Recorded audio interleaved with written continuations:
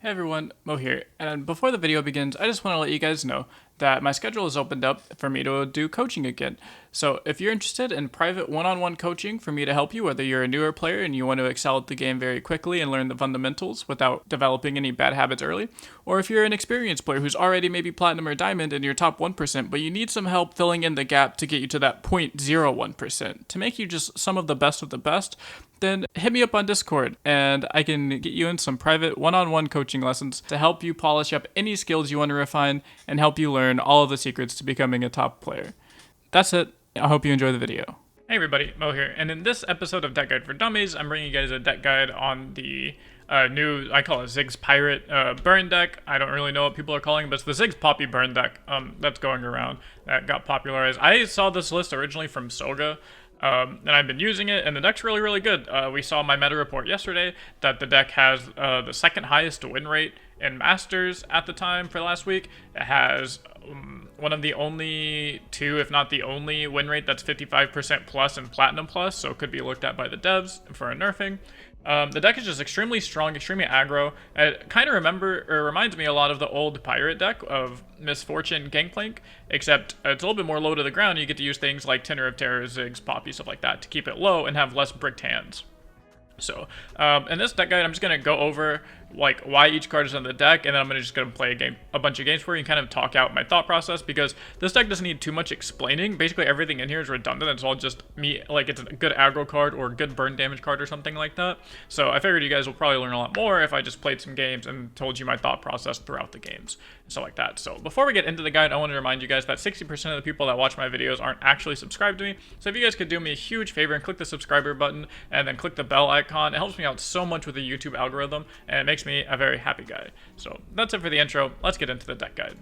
Alright, so the first part of the deck guide, I usually go over every single card in the deck and why it's in the deck, but I'm not going to really do that for this deck, because it's all, like I said, pretty redundant. Everything is in here for basically the same reason. They're all either really good aggro units, or they're just really good, like, burn cards, right? So I'm just going to go over the cards that might look new or funny and you don't really know why they're in here, and just to kind of give you an explanation of how to use the cards correctly and kind of why they're in the deck. So, Incentive Chemist, one drop that gives you burn, Legion Rearguard, good one drop aggro, Saboteur, good one drop aggro. Don't have to explain these.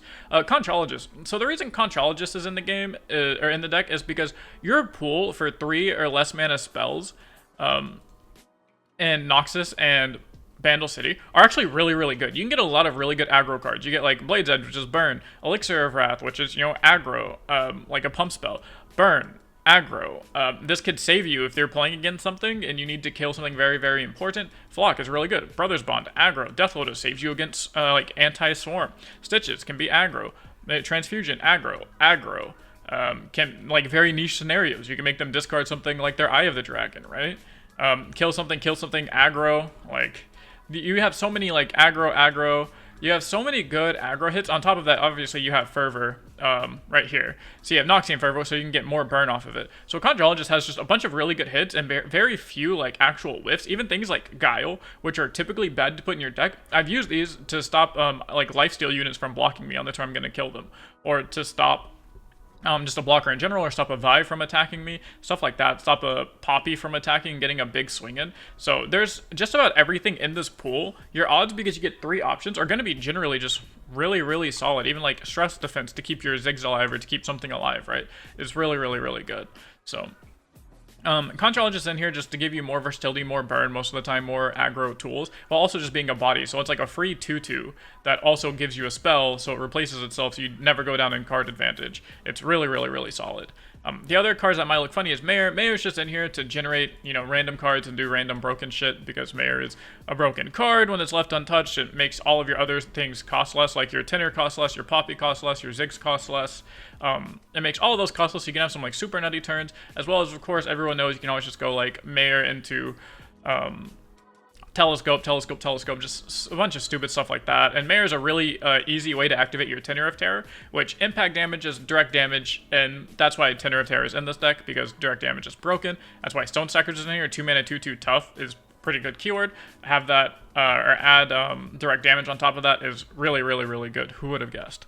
So that's why that's on here. Ziggs, direct damage. Lecturing Yordle, direct damage, as well as gives you more direct damage later on, gives you more burn. Poppy to make all of your smaller units big. And then Runeterra for more direct damage, and then Decimate for burn. So everything in this deck is just aggro and burn, and it's just like a bunch of direct damage, and then you have things like Conchologist finds you more aggro tools, and then Bandle City Mayor can find you some just really, really broken stuff, and helps you kind of keep up in tempo and makes it so you have a really, really hard time getting out valued and out card advantaged. So that's it for the deck overview. Like I said, very simple. It's just your standard aggro deck. It just reminds me a lot of Misfortune Pirates. So instead of going over all of that, I'll give you a quick mulligan guide, and we're just going to mainly play games. So the mulligan guide for this is just like Pirates. I literally just hard mulligan for 1-drops. If you can hard mulligan for 1-drops, get it good. You know, one in triple 1-drop opener, like a nice 1 and 2-drop, like that, like back to back to back. You just apply a bunch of pressure early on and then finish them off with burn spells. Is how you want to play this, just like old Pirates. So my number one tip is just to stop keeping things like Ziggs in your opener. I don't keep Ziggs, Yordle, Poppy, none of that. I literally just look for triple 1-drop. If it's against a deck that does have one damage pings, sometimes I won't keep like Chemist and Saboteur. Like if I'm against a Go Hard deck or a Vile Fee style deck, I'll just want to look for or a Make It Rain deck. I'll just go for like Rear Guard, Stone Stackers, stuff like that. That's 2 HP. So that's your mulligan guide. Super, super simple. You just want to look for early game units and then finish them off with burn. So that's really it for the deck overview. So we're just going to jam some games here, see if we can gain some LP. Okay. Alright, so we're against Bandle Tree this game. These games are usually not the hardest. It depends on how many early game units they have. Like if they open with 1-drop into House Spider, it gets kind of rough. But if they don't have exactly House Spider into, 1-drop into House Spider, then it feels really good for you. Basically, it's really just House Spider. The 1-drop is kind of whatever. The House Spider is the biggest thing against you.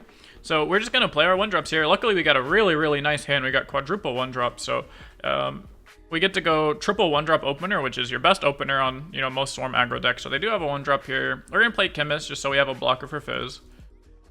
So we don't care too much about if that guy dies. So then we get to play Rear Guard, hope for no House Spider, and see if they have 1-drop in the House Spider. And the goal here is just to swarm and go as wide as possible. Just apply the most amount of pressure as you can. And hope that you just don't get stopped. So the goal is to just never run out of gas. That's the goal. If you run out of gas and they're not dead, you did something wrong. And most of the time, that's not too much. Like, there definitely are decks that beat you. We're going to go ahead and play the Saboteur. Let him, if he has the Pokey Stick or if he has the Group Shot or something, he can use it on Saboteur. That's fine. We're still going to push in for our, probably just 2 damage. He just trades the Fizz onto the Rear Guard if I had to guess. If they, for some reason, don't have Pokey Stick or Group Shot or a unit here, then we kind of just like win the game. But that would be a really, really bad hand from our opponent to not have a 2-drop or a removal spell here. Even if they just play something like a Telescope, I'm happy because we still push 3 damage no matter what. Because if we get the attack in with Saboteur, it's nice. The number one thing to make sure you're doing when you're playing aggro, and this is the number one thing people ask me all the time when I play aggro, or people are like, "Oh, aggro's so brain dead," and I'm like, "Well, if aggro's that easy, you know, why isn't everyone winning with it?" It's finding ways to maximize every single point of damage. It's not just like, "Oh, me, play cards."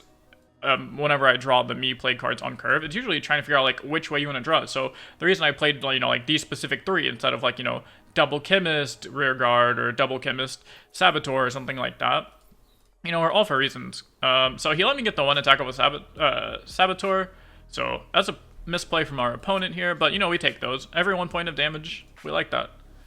We like every damage we can get here. So that's nice though. That means that they don't have House Spider. We should be feeling pretty good. I get to open with Bandle City Mayor here, and they probably don't have a way to kill Mayor, because if they did, they probably would have used it last turn. Obviously, looping Telescopes is really, really good, so we're going to go and do that. We're going to grab the Telescope here. It'll be easy to trigger our Tenor of Terror now, which is nice for our Mayor. Or nice for our deck, nice because of Mayor here. Sorry if I misspeak. It's hard to play a game really, really well and talk, because you have watched Twitch streams, your Twitch streamer complains about it all the time. So we'll do some of this. Ooh, I mean, Tenor of Terror is really good. You just want to take impact damage. Impact damage is nice, man. Like, direct damage to the face can only be so bad, right? So we'll grab that. This is probably just a Poppy turn, because he has nothing that can actually block Poppy right now. So yeah, I like Poppy this turn. I don't believe... Yeah, he can't kill Poppy yet, so we're just going to get a big swing in here. Force him to trade his entire board away. If he wants to block with the 1-2 and then flock or something, that's fine with me. They have no board. They still take 3 damage. We're still taxing their hand a little bit. The biggest thing is we got Mayor off the field. Mayor is such an important card, and the downside is we don't have an efficient way to kill it without using our own burn. So being able to kill it like that is really, really, really big. So they haven't removed Poppy yet. That's not surprising. I don't really have to. Like, they don't have to remove it instantly. We are going to play Tenor of Terror. Kind of just play your discounted thing from Mayor in case they do open kill Mayor with something. Scorched Earth, okay. We just say okay to that. We can get our Stone Stackers off. And we should have pretty nice attacks. Yep, they didn't have 2 drops earlier, so this is a spot where a lot of people mess up on. So I'm going to develop here. Because I get to develop something like a Tenor of Terror. Most of these decks aren't playing Tenor anymore. Because they're playing House Spider, the Spiderling is the Shadow Isle unit from you. So we are going to go ahead and play Tenor of Terror. Because even if they match with their own Tenor, we get to push an insane amount of damage. And that's one mistake a lot of people have, is they open attack too much. If your opponent's not playing lifesteal units or stuns or anything like that, or obviously like avalanches, then... don't be afraid to develop sometimes, because that develop just got us, you know, a minimum of 2 extra damage, but probably more, because it put 2 attackers into play when they can only develop 1 blocker. Like I said, even worst case scenario, where if they would have developed their own Tenor of Terror, we still get the impact damage, whereas they would be forced to block, and we're still extremely happy with that. So, yep, there's the game. They didn't have a House Spider on 2. We were able to just full punish it by swarming the board. Big thing there is that we developed and did an open attack. If we would have open attacked, we would have lost out on at least, you know, like 3 damage there. So, really, really good to develop there and put them in the burn range of our Fervor we had in our hand. We also had Demolitionist they would have died to. We could have drawn Fervor and stuff like that. So, alright, so we're against BBG here. He's been on this, like, what do they call this? The Bandle Poke deck? Or whatever. I think the deck is fine. I mean, we're just going to look for our 1-drops here, like we always do. We're just going to try to, you know, do as much damage as possible. We're going to want to look for, like, Chemist, Saboteur, stuff like that. If he plays 1-drop, we're going to grab Incentive Chemist. Or Inventive Chemist, not Incentive Chemist. Inventive Chemist. They do play Make It Rain, which is like really, really hard for our deck to deal with because we didn't open with our 2-mana 2/2 tough. If we get the 2-mana 2/2 tough, it's really, really easy to deny things like Make It Rain and Pokey Stick, and even they're like 2/1 if they play a 2/1 on turn 1. Excuse me. So stuff like that makes it really, really good. So let's see here. Probably just open 1-drop and swing. So he plays 1-drop, we play 1-drop. Let's see what happens. He probably just passes. If he passes, that means he has Make It Rain in his hand. So, good. We drew an anti-Make It Rain card. So that feels really, really, really good. That was a really big hit, because that stopped us from getting just absolutely blown out by Make It Rain. So, that really, really, really helps out a lot.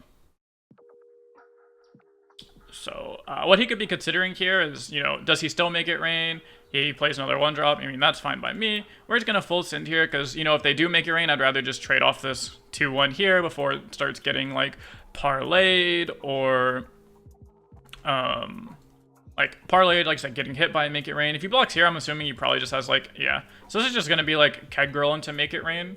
And there's not much we can really do about that. We just kind of have to, you know, let it happen. Unfortunate that we do have this Demolitionist. We can just try and go, like, super wide to hope that the Make It Rain misses or something. Is probably our best bet.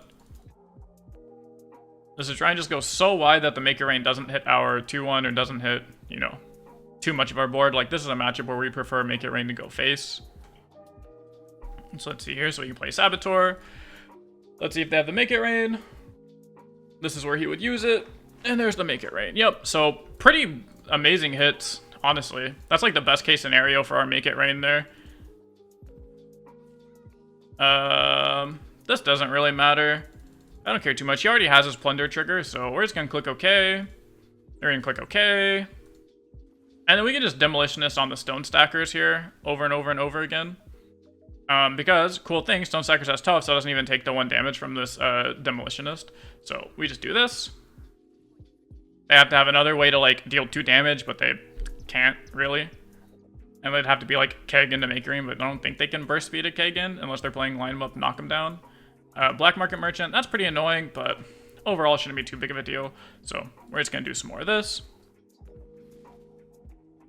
Let's see what happens. He stole Mayor off a Merchant and gets to play it. Okay, I guess he's the Mayor deck now. We full send. I assume he just like full sets up blocks for another Make It Rain or a TF red card or something like that.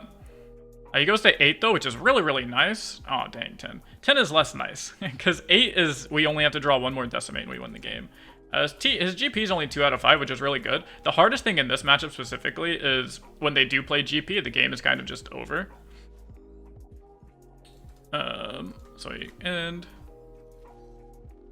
Let's see if we can get something off of Contralogist. Double Contralogist, so this is good. If we can find the burn spells here. Okay, so do you have red card? Pretty good. So we need to find burn spells off of Contralogist, either, you know, more Fervors or the Overwhelm card or something. Like Elixir of Wrath is great. Because they have to find a way to deal with the damage. So Contralogist again. Let's see here. Oh, Transfusion into Elixir of Wrath. See, this is why Contralogist is so nice, because you just get to pull so much damage out of your ass. And we actually just have lethal next turn unless they have some just like disgusting something, right? Because they have to block here every time. So he has to basically have like exactly Harpoon, and he has to cast it for 6 mana. So this is one of those spots where we're at 8 mana exactly. So we don't want to develop this because this is 3 and then Decimate is 5, right? So we just want to... Oh, excuse me. We just want to put him down to the 4 damage to where we know Decimate kills. This deck has absolutely 0 healing. So if we can find a way to kill, then... Or find a way to get him to the 4, then we know we only have to deal 4, and that's the Decimate at that point. So, feels pretty good. We'll give him the good Fizz emote because we know BBG. I don't know if BBG knows it's me, because I changed my name, but that's pretty cool. So let's see. I know BBG isn't playing double up. He actually really hates double up. He thinks double up is only good against bad people. I don't really agree with that. I think double up is one of those cards where it's like, you can play around it, but by playing around it, it's extremely hard. And if you ever leave yourself open and you can't play around it, then you just like die. So yeah, that puts him to 4. We're gonna lock in. We don't have to use Transfusion yet. We'll wait for him to like double Pokey Stick. Okay, so here he has to have like exactly double Pokey Stick, and they don't have it. So we're just gonna click OK here, and then we'll just Decimate him. Give him 1 more Fizz emote. 1 more for good luck. 1 more for good luck. And yeah, so that game, he had like a really, really good opener. He had 1 drop into Make It Rain, into like TF red card, and we still got there because Contralogist, and that was actually an amazing game, and I'm really glad I got to play that game and show you guys why Contralogist is so good, because you do just get like these random really, really good cards off of Contralogist, because your pool, like I showed you at the beginning of the video, is, you know, not the largest pool, and almost over half, I don't know the exact number, but a good portion of them, of the cards that you could get the spells, do look really, really nice. We can actually look here, and let's go ahead and count them out. So cards, we'll go to filter, spells, 3, 2, 1, for the regions of Noxus and Vandal. So let's talk about the aggro cards. You have 1, 2, 3, 4, 5, 6, 7, 8, 9, 10, 11, 12, 13, 14. So 14 cards out of, you know, 4, 1, 2, 3, 4, 5, 6, 7, 8. So out of, what is that, 24 cards? Something like that? Or probably more than that, out of 32 cards. So out of 32 cards, almost half of them are just straight up like aggro cards. And the other half can, like, some of them can be used as aggro. So like this can be aggro if you want it to be, you know, like entrapment can be aggro if you hit the right things. Apprehend, stuff like that is like trinket trade again does the same thing where it finds spells. So this gives you like a second chance to hit a good aggro card, or it finds you a prank to slow your opponent down. Yeah, just Contralogist is really, really good. Your pull is really, really good, and I'm glad I could have that game to show you. So we'll try and sneak 1 more game in here for you guys. You're dark. So Draven Scion, this matchup is some people say it's bad. I don't actually think it's that bad. You really just need more direct damage than unit-based damage, and that's just a very, very important thing. If you can get, it's like old pirates against old PNZ Noxus. If you can get, 1 or 2 good attacks in on turns, like 1 and 3 or so, or attacks 2 and 4, and then use the rest of your mana to just go like decimate, fervor, then you are really, really, really good. So that's basically what we're going to try and do here. We're just going to slam Saboteur and say, hey buddy, do you have a 1-drop? Like, you have to have a 1-drop, either Poro Cannon or something. They don't, so that's maximum value out of Saboteur. You basically force them to have it. They didn't have it, so we're happy. And then now we just get to go like Stone Stackers, Mayor, da-da-da-da-da-da-da-da, And this is what I'm talking about. You just need to get your good attacks in. We might not even play Mayor on 3, because we're attacking on 3. We might just want to go as wide as possible and just play like Conch into Chemist. That way, because you also want Chemist down kind of early so you can get the bomb procced as soon as possible. I do like Concologist. Let's see here. So, again, Sharpened Resolve is really good, but I don't believe we'll be getting any more good attacks in. So we're just going to grab the Poke Stick here just to do as much direct damage as possible. Like, that's a stick there where it's like, oh, you have a direct damage spell and a, like, pump style spell, and it's all about just knowing the matchup you're in. Knowing that we probably aren't going to get any more good attacks in, or if we do, they can always just have, like, a Draven. Like, right here, they most of the time have Draven on 3. So if they play Draven on 3 and then do a Whirling Death in the future, then that Sharpened Resolve is just going to get super, super blown out, and we're not about it. So here we have our opponent all the way down to 12. We have a bunch of burn damage already in our hand. If we draw like a single Decimate, this game looks, super, super good. We have Mayor here. Our opponent doesn't have any board. Oh my god, I forgot how to talk for a second. There's Draven, so we can Mayor here. Let's see what we get. I mean, yeah, Tenor of Terror is really, really good. So we just have to take control of our board space here. I'm going to block with my 1-2. Because this is board control. This is a mistake I see people do all the time where they're like, oh, my life total doesn't matter. And yes, your life total does not matter at this point. However, you're already running out of board space. You might as well just play your, might as well just sacrifice it. Just sacrifice, because watch what happens. We're going to do that into Tenor of Terror, and then boom, we're going to have a full board again. So instead of overriding a unit, and for like nothing, you might as well block and save yourself 3 HP, because yeah, HP doesn't really matter, but at the same time, why take free damage? There's a difference between just like using your health as a resource and then just kind of taking free damage for no reason. So here's the Draven here. If he has a Whirling Death, this is exact reason on why you wouldn't want the Sharpened Resolve early on, because you can't really out Sharpened Resolve a Draven's Whirling Death. I guess you could Sharpened Resolve something he doesn't Whirling Death, like if he Whirling Deaths this, we can Sharpen Resolve like our 2-1 or something. But overall, I mean, this is okay. We put him down to 6 HP. We have 3, 4, 5, 6 in our hand, right? So all we have to do is just make sure this Noxian Fervor lands, and we're pretty happy. So that's also the reason why I didn't want to go ahead and just like Pokestick the Draven, because I can Pokestick Draven here, and it dies before anything, and that's like really, really good. But then we don't actually have lethal, or we don't have exact lethal, and that makes me kind of sad, right? I don't think he's killing us next turn. He's probably not killing us before we get to kill him with our fervors. So because of that, I'm not, too worried. We just need him to go under like Mystic Shot range, or use his Mystic Shot or something like that, or make us feel like he just doesn't have it. And then we get to Noxian Fervor. Or that. I mean, that also works, right? So that feels really good. Oh, there goes my Oh, there goes Tenor of Terror. That was really good. So now we do this, and then if he does have the Mystic Shot or something, we can respond with Fervor, and then the game is just over. They have to have exactly double Mystic Shot. They don't have exactly double Mystic Shot, which tells me they don't have a way to kill this 2-3. So what we're going to do is just set up blocks here, Fervor like this, set up lethal. The only thing they could have here is third Draven, and if they have third Draven, it doesn't matter, because we still just have like Pokestick open attack with the Saboteur. So this is why you want to keep the Saboteur back. So he's rummaging. There's nothing he can really find on 2 mana. So there you go.